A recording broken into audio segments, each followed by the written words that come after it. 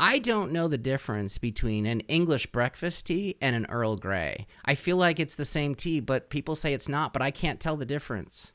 That's so funny because I'm drinking an Earl Grey right now. Right. But Okay. You're drinking Earl Grey, but sometimes I have breakfast tea and I feel like they taste the same, but I don't know. Maybe I'm crazy. Are they not the same?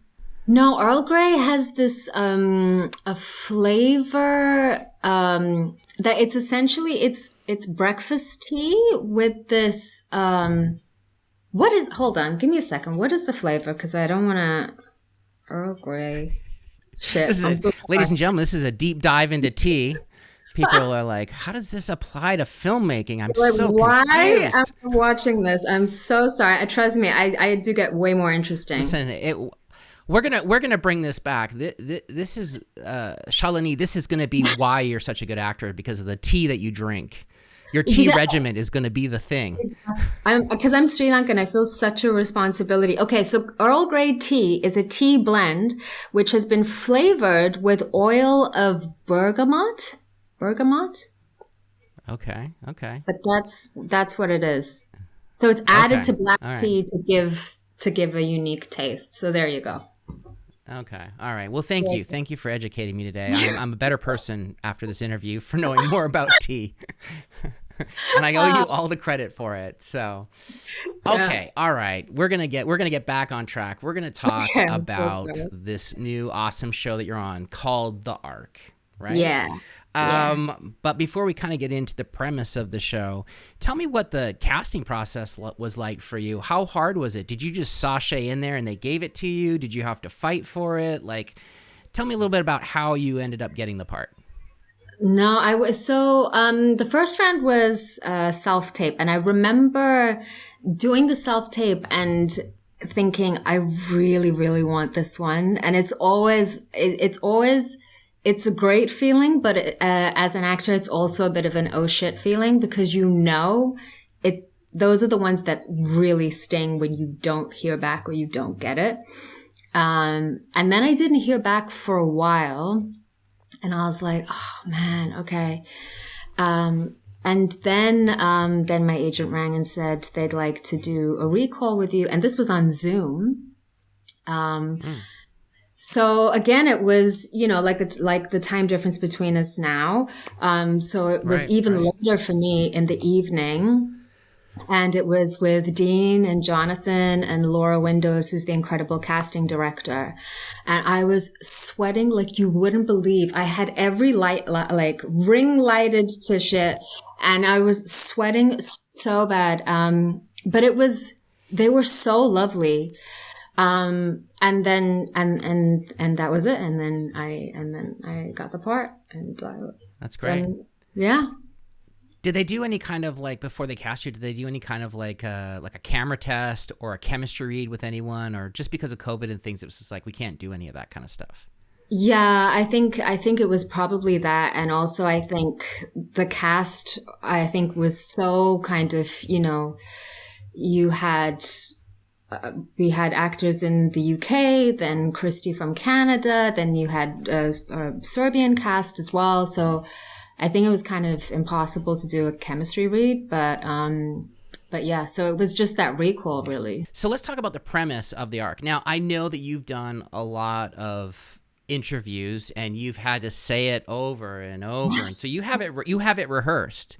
I'm So ready to go, I think. Yeah. I'm gonna give you a break. I'm gonna Oh, tell you what I think the premise of the show is, and then I you love can tell me how well I did. All right, Right. here we Okay. go. No pressure. I am sure this is a terrible idea, and when Dean hears this, he'll be like, "You need to go practice in the hallway. You need to go practice in the hallway, Ryan." So, You all got right, this. here we go. Here, this is what I believe the premise of the show is. Okay. All right, this is a sci-fi show. 100 years in the future, there is a spaceship called Ark-1. It's on its way to a foreign planet where the mission is to colonize that planet because everything's gone to hell on Earth. While everyone is in cryo chambers sleeping, there's a catastrophe. Lots of people die, and those that wake up discover they are a year away from their destination. And they discover that all of the leaders and all the people that are like the head of different departments, they're all gone. So now we're left with the newbies, if you will, and they have to come together, fix the ship, and figure out how they're going to work together to get to this planet and also not starve in the process. I'm taking that. That was perfect. Is that pretty good? Yeah, that is pretty good. That okay. is the show. Tell me about the character that you were cast in. Who is this character? So I play Dr. Sanjeevni Kabir, and as you touched on already, so we have a complete loss of leadership. So she is one of the more junior doctors, but she now finds herself in the position of having to step up to the plate and take charge as the chief doctor. So she's completely out of her depth, and you kind of like you kind of begin with crisis, and then you're watching these characters manage crisis after crisis in real time, as well as coming together as a crew. But yes, so she is now the chief doctor of Arc 1. So Shalini, when you found out you got to play this character, yeah, as an actor preparing for this, especially on not just like one episode of a show, but a whole series, what did you instinctively do to prepare to play a doctor? What was your homework? What was your strategy? What did you do? So I did a lot of research into first of all, the incredible amount of work that it takes to qualify as a doctor, like what she would have gone through in med school, at what point do you specialize, and then so then kind of deciding her specialty, researching that, then taking that knowledge, which is very much rooted in now, and trying to kind of fast forward that to 100 years in the future. What would medicine look like? And then there was also a lot of kind of, because of kind of, she needs to look completely fluent with medical instruments and jargon. So that was also a lot of practice and YouTubing how to administer an injection and things like that. Okay. Did you watch any medical shows? Like, did you all of a sudden, go back and watch like Neil Patrick Harris as Doogie Howser from the 80s to like study his techniques? I did go back to ER quite a bit. Okay, I was going to say, I wanted to ask you, like, if you had to have a TV doctor mentor of all the shows that are out there, who are you channeling? Okay, so I'm blanking on the character name because I haven't watched Grey's Anatomy in quite a while, but Sandra Oh's character in Grey's Anatomy. Oh yeah, she's fantastic. Yeah. Yeah. I feel like I think she does neurological stuff, I think. I don't know. No. No. She does vascular. She does hearts and stuff, I think. I don't know. Right. I can't remember. Okay. I don't know. But she's very good. She's very good. She's very good. And she's also kind of like tough love, no nonsense, which is also Dr. Kabir. Yeah. And so in respect to the character, what was new and challenging for you with this character? Like, what was something new you were excited about trying because this is a different role for you, Yeah. I think the genre of sci-fi is completely new to me. So that was kind of the biggest kind of wanting to be rooted in reality, even though the story takes us all the way out there. And just kind of knowing how to kind of strike that balance, but just stay rooted in reality, which was very easy to do in terms of with this show, because you have like the powerhouses of sci-fi, in Dean Devlin and Jonathan Glasner, who kind of, created a show that naturally struck that balance. But I think it felt like quite a big shoes to step in to fill. Well, yeah. Yeah. I think what's great about the show is, definitely both Jonathan and Dean are world builders, and this is definitely their wheelhouse. Sci-fi is like second nature to these guys. It's like riding a bike. Yeah. So I think, it's really great that they're the ones leading the charge here, because they've created a really great show. And, people are like, well, I've seen, Dark Matter and I've seen Expanse and all these different things. But what's really cool about this show is the cast is actually quite large, and it's all about the relationships. And as I watch your character, and I've only watched, unfortunately, one episode, I haven't seen episode 2 yet, which will actually air tonight. Yeah, your character has to show a lot of compassion, obviously, as a medical physician, because that's just kind of innate in most doctors, not all, but most. But then also you are taking on a leadership role, so you have to put on a good face. You have to be a cheerleader. You can't be like doom and gloom. You have to, even when you're maybe scared or terrified or worried, you still have to put on that good face. So that's something I think that you have to play into, right? You have that balance. What aspect 100%. Of that do you like the most? What aspect of that do you like the most? Do you like the more of the kind of the compassionate aspect of the character, or more of like the leadership type things that you have to do? Do you enjoy one more aspect of the character than the other, do you think? I mean, I think I think both she and I are kind of natural caretakers. So that felt I already felt like I knew that. But I think she's like a silent leader, and is very much kind of discovering her potential and her capacity, as a leader. And so that was kind of the interesting, like, I was like, ooh, this is new, kind of, but she's also somebody who would never describe herself as a leader, and yet she is responsible for the health and welfare of everybody on board. And she's, it is life and death many times, in her medical bay. So that was a more challenging for me. Yeah. I know with the show that you can't give any spoilers away, but I feel like I just think it's a good idea that I just check your credentials as a doctor on the show, which will indicate to me how this season's going to play out. So I have a few doctor questions, if I could. And it's Dr. Kabir, right? Sure. Yes. Yeah. That's right? Yes. So like Dr. Kabir. Yeah. So if I was on this ship, because I don't see why I couldn't be on the ship, because there's some other people that got on the ship, like somebody who's a social media person, and some lady brought her boyfriend on the ship, Lisa Brenner. But anyway, okay. So Dr. Kabir, at what temperature do you consider that I have a fever? Okay, wait, I know this in Celsius. Okay. Well, that's fine. Celsius is fine. I'm Canadian. I can convert. You can convert. Okay, so I want to say 37.8, or is it? 30. No, yeah. I'm thinking 30. Yeah, I want to say 37.8. Is that your final answer? Yes.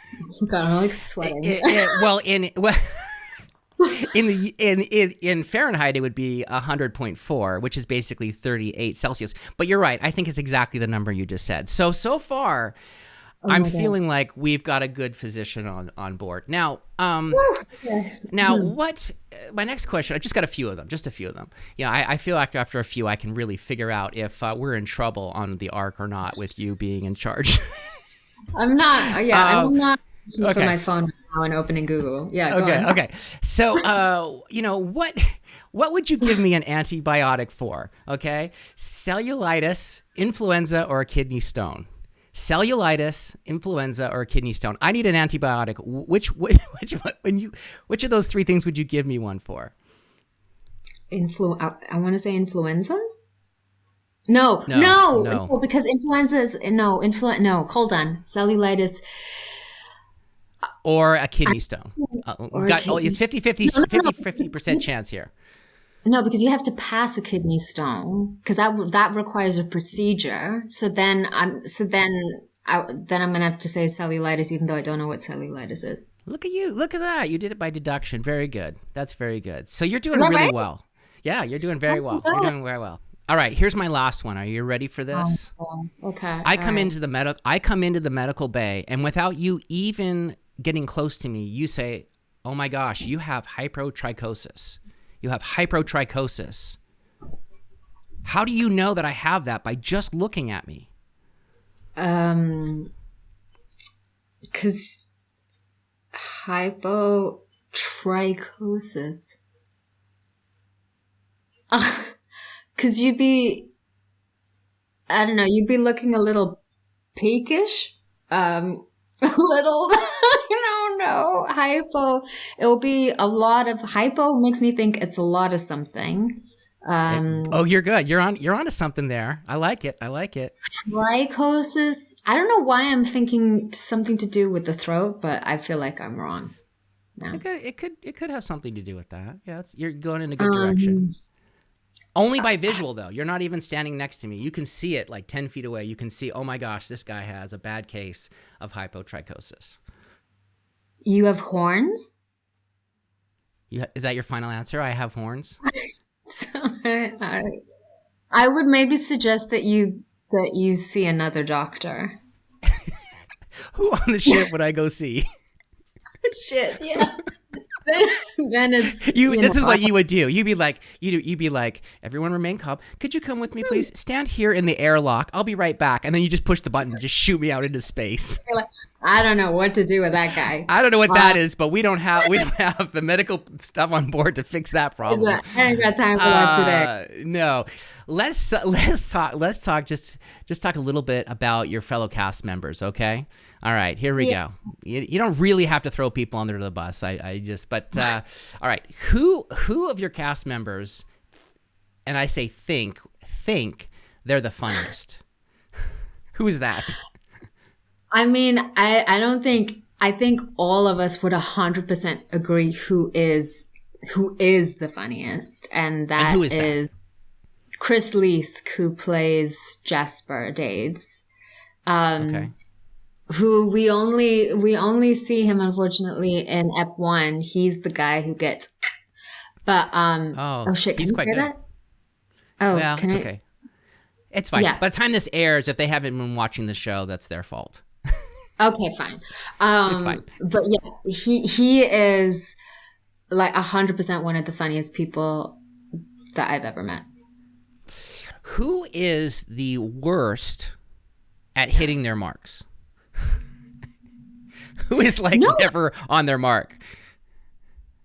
Do you know what? I wonder if I'm in there, because they give me the sausage mark quite a lot. And I feel like the sausage mark is if you're like, you know what I mean? Is if you're like, oh.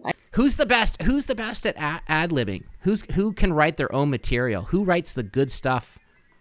Like, I mean, there may not be a lot of ad-libbing on the show, but. That's a good question. I feel like it would be one of the lieutenants, either Christy Reese or Richard. I think they're all pretty good. They're pretty pro at ad-libbing. Yeah. How are your ad-libbing skills? Would you call them fair, or would you be like, I don't think I should do it?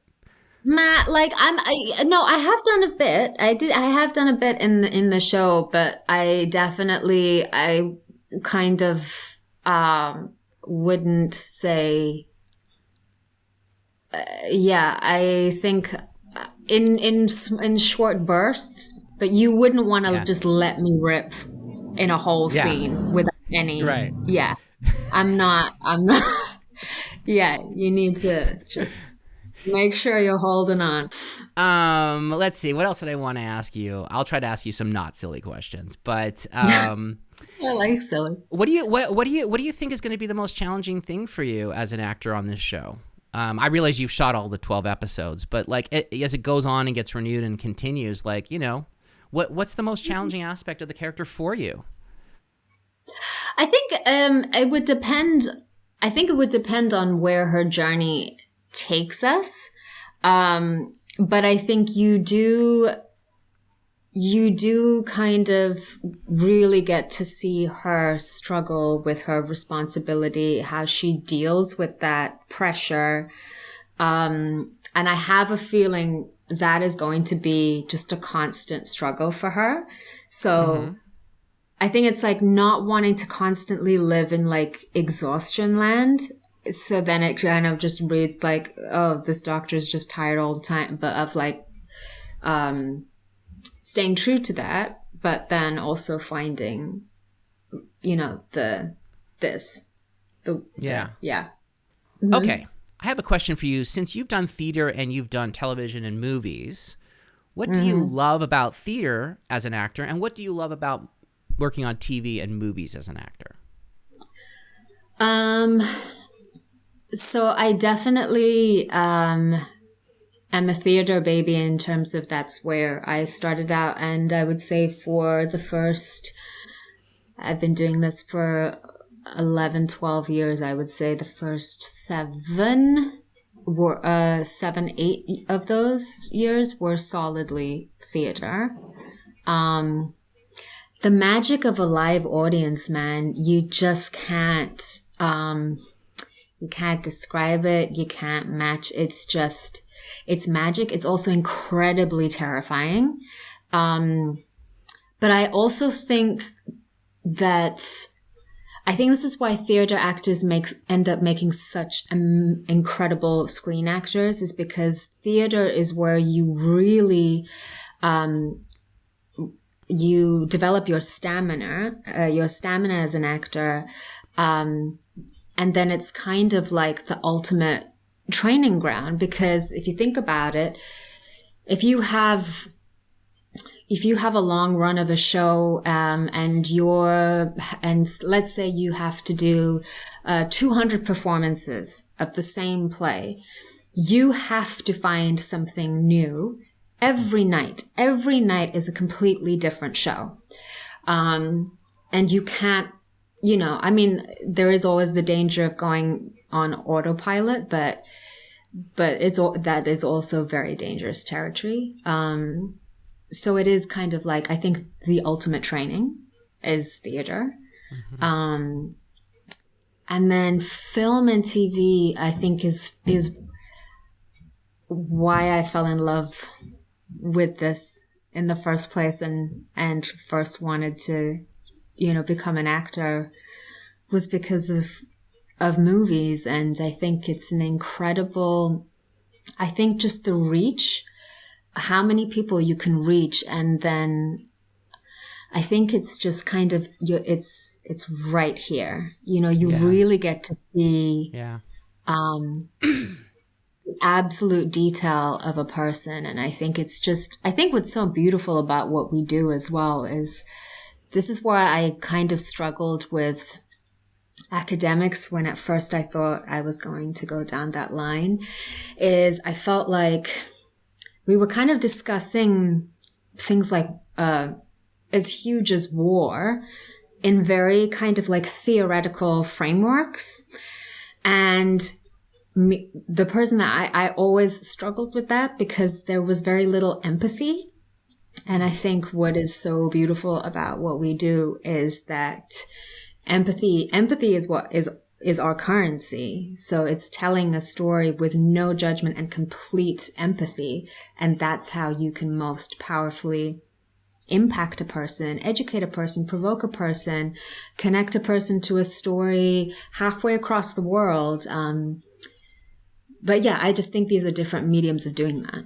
Shalini, sorry, that was so long. No, Shalini, that was great. I thank you for sharing that. I think that's very interesting, and how you talk about empathy, that's wonderful. So thank you for sharing that. No, it wasn't long at all. It was important. You needed to say all of those things to really express, you know, how as an actor, you know, you love both film and theater, and I don't think necessarily one is better than the other. But you're right. You know, specifically with film, it's very intimate. It's like you say, it's right there. It's right there. Yeah. We're seeing into your eyes. We're seeing into your soul. Whereas you watch a play sometimes, depending on how much money you spent to see the play, exactly. You have to see it. You have to see it.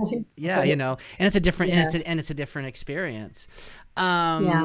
You know, I was going to say, one of the things that's interesting about a TV series is you work with a lot of different directors. You know, on this show, you have 12 episodes, and you know, usually sometimes you'll get a director who does 2, maybe 3, but a lot of times it's just one after the other. As well as the movies that you've worked on as well as before this show, I'd like to ask you, what, in your opinion, makes a good director? It's also a really good question. I try. I've been practicing. I try to ask good questions. What makes a good director? I think the specificity of their vision. But I think the directors I've always responded the strongest to have been those kind of like quiet captains. They're kind of like quietly steering from the front. But then at the same time, they still manage to create this very collaborative relationship with you where, you very much feel like equals. And you know, they've got you. That's kind of, I think, something that is definitely important to me is just kind of like, I'll take that leap, but just, I need to know you've got me. I would say for me, it's really important. Yeah. That's great. That's really great. Yeah, it's all about creating that safe space for the actor to be really willing to go that extra mile because they know there's somebody there who's going to protect them and create that space for them to be creative and really bring everything they've got and everything that they've worked and developed on in that character. So, yeah, I totally see what you're saying. You know, when I talk to people about what makes a good director, I never really ask what makes a good DP or cinematographer. And I think the show is shot really well. Igor is the DP on the show, right? He's the cinematographer. Yes. Yeah. Tell me something, just out of curiosity. Tell me something that you really admire about him as the cinematographer on the show.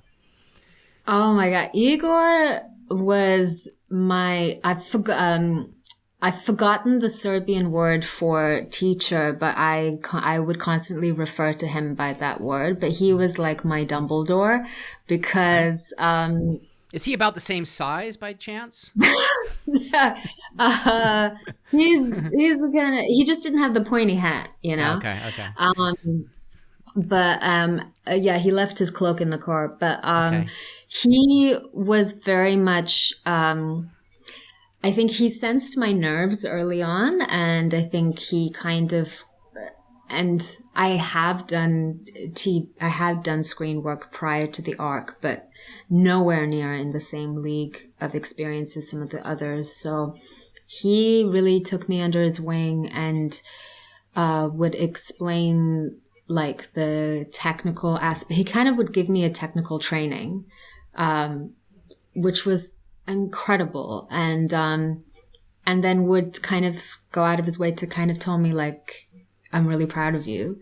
When he'd see me kind of get it, or just little things like, if a director says, give me a California beat. And I was like, I don't know, what's a California, and so just like, what is a California beat? What is a California beat? I actually don't know. So he told me, so it's like kind of, if you're crossing, oh my God, I so hope I'm not going to say this wrong. Hey, listen, I'm not going to know if it's wrong. So just own it. Come on, Shalini, just own it. Okay.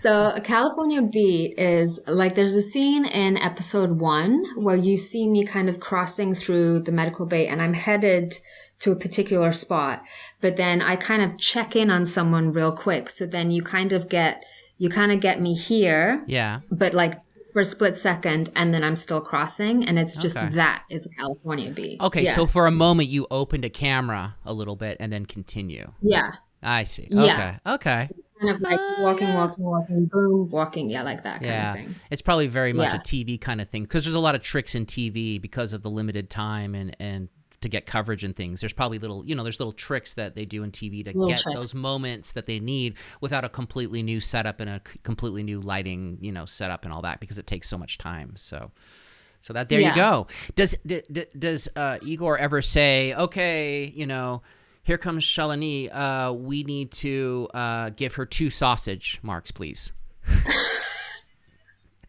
Yeah, she needs 2. She needs 2 sausages, please. Sausage tray. She needs a sausage pasta bake. Just bring us all the sausages we have. Just lay them out. Exactly. Yeah. Lay out a hog roast on the floor for her, so she cannot divert from the path. I mean, she knows exactly. There's no excuse.